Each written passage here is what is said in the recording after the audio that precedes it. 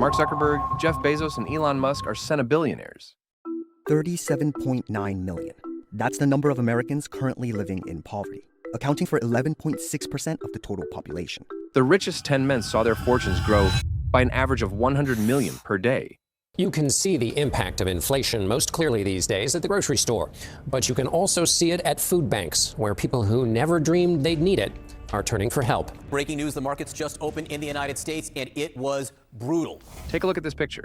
It features prominent tech individuals like Meta's Mark Zuckerberg, Amazon's Jeff Bezos, Google CEO Sundar Pichai, and Tesla's Elon Musk. The combined net worth of these four people is over $700 billion.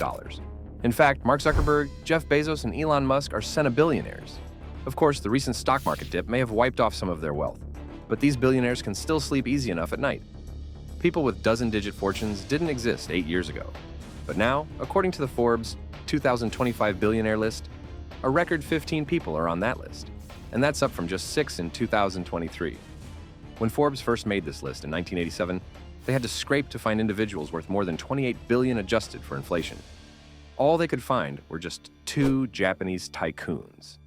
Today, those $28 billion aren't even enough to place you in the top 50 of that list. The trend is unmistakable. These billionaires are unstoppable. In 2024 alone, billionaire wealth surged by $2 trillion. That's at a rate 3 times faster than the entire global economy. And for the first time in history, the richest Americans now pay less tax than the working class. Something is clearly wrong. But what?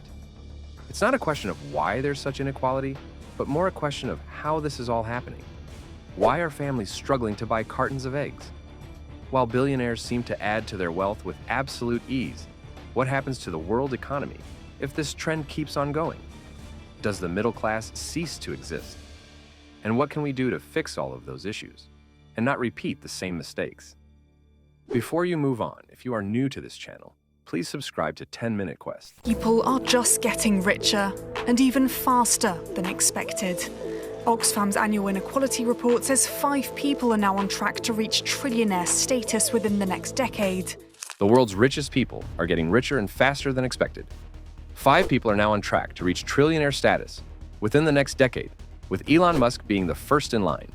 Jeff Bezos from Amazon, Larry Ellison from Oracle, Mark Zuckerberg from Meta, and Bernard Arnault from LVMH are among the billionaires who have amassed immense wealth over the past few decades. In 2024, their combined wealth skyrocketed from 13 trillion to 15 trillion in just 12 months. The richest 10 men saw their fortunes grow by an average of 100 million per day, more than what entire villages or towns in some parts of the world would earn in a lifetime every single day. The top 1% alone has captured 38% of all new wealth created since 1995, while the poor half of the world's population owns just 2% of global wealth. This massive wealth inequality usually comes before internal conflict, or, more accurately, it's a symptom of a more profound problem. When the government has problems funding itself, there are bad economic conditions, declining living standards, large wealth values, and political gaps.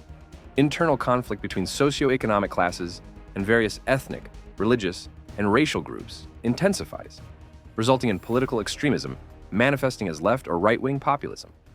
Large wealth gaps and value gaps, coupled with debt and economic downturns, lead to conflict and vulnerability. One of the biggest impacts of the rising wealth gap is the shrinking middle class, which is one of the hallmarks of a healthy economy. It's been a slow process, but something is going wrong. The middle class's financial stability was largely based on a single wage, but the 2008 housing crisis, the 2011 global financial crisis, and the 2020 COVID-19 pandemic led to economic collapse, job losses, and slower growth. The government response to these crises, which included money printing, further exacerbated the situation, leaving people struggling to survive.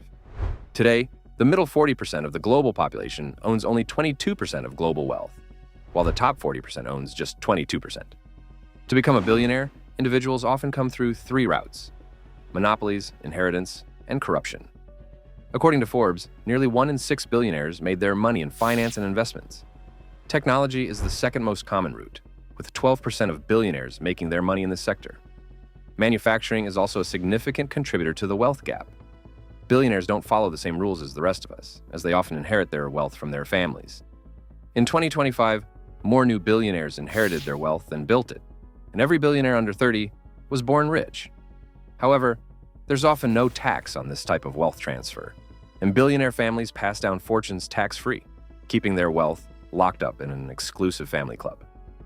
Many argue that the financial system protects the wealthy due to corruption and loopholes.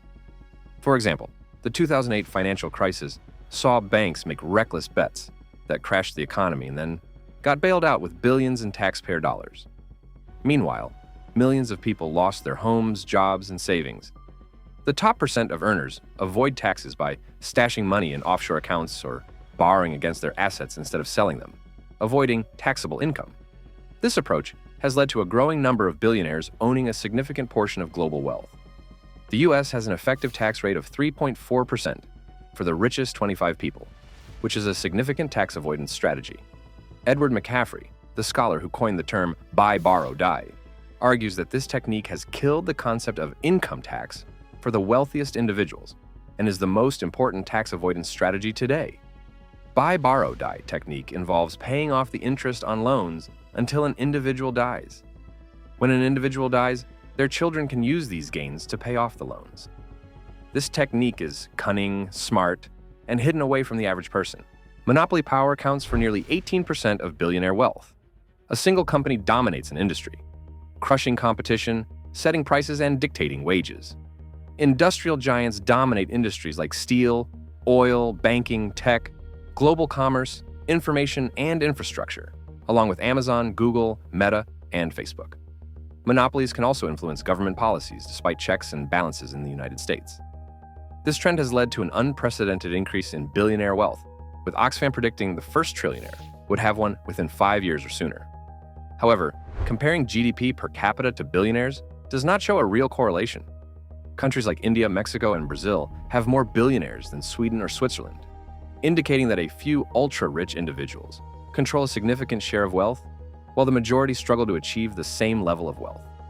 The Cantillon effect, an 18th century economic theory, suggests that the wealthiest and big corporations gained first access to new money through government contracts, central bank policies, and financial institutions, which they use to buy stocks, real estate, and businesses before inflation hits. This leads to higher prices for regular people who receive their money later, before wages or savings can catch up.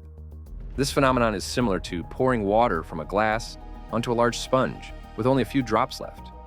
Governments pump millions of dollars through stimulus checks, unemployment benefits, and business relief programs. But prices skyrocket, especially in housing and stocks. Gary Stevenson, a former financial trader, economist, and YouTuber, explains that money is not food, energy, housing, or healthcare. If everyone gets money, prices go up. But if someone gets richer and you get poorer, costs go up relative to both increases in income. There is an argument that merely distributing money is not enough to address the wealth gap. A deeper structural issue is at play, and people are demanding change. Governments can start by gradually taxing the ultra-rich to fund schools and healthcare. However, the process could lead to the wealthy leaving the country if the laws become too strict. Milton Friedman discusses the idea of a 100% inheritance tax, which encourages wealth dissipation and harms the economy by limiting access to factories, machines, capital investment, and technology. Companies today focus on extracting money at all costs, leading to an imbalanced economy with corporate profits and shareholder payments growing while wages for workers remain stagnant. Closing tax loopholes and capital gains exemptions could help the wealthy contribute at least 3.4% in tax. However, there is a debate about punishing success and ensuring the system doesn't reinforce advantages for the top. A fairer tax system could help those in need without inflation. Solutions include creating a society where success doesn't cost everyone else, creating opportunities for everyone, and protecting privileges for a few. Raising the minimum wage is also considered. However, it could result in job losses or increased costs for small businesses, which might contribute to inflation. These solutions are hard, nuanced, and will take time, competent leadership, and a lot of thought to get right. We must take action to reduce the gap if we wish to prevent mass riots and social disruption in 10 years. The demand needs to be bottom-up, and it is not achievable without the support of the public. The economic state of a country varies significantly based on location, as billionaire wealth often buys political influence to favor their interests. Addressing inequality is a challenging task, but starting with broader solutions is essential. Closing tax loopholes and creating a fairer tax system are crucial steps toward reducing inequality. Engaging with the public and discussing solutions in a broader manner can contribute to a more equitable and just society. Finally, we want to remind you of P.B. Shelley's famous quote, "The rich get richer, the poor get poorer." Millions of families are struggling to afford basic necessities while billionaire wealth has risen significantly. This is not just an economic gap, but a system designed to benefit them. To address this, we must stay informed, speak up, and organize. We must stop accepting that struggling to eat is normal, while a few hoards wealth beyond their lifetimes. What if I told you there's a place where the ultra-rich hide trillions, and no one dares to ask questions? Watch our other video, where we expose the secret world of Swiss banking, a global web of black money, secret accounts, and silent tax evasion. It's a story of power, secrecy, and money you were never meant to see.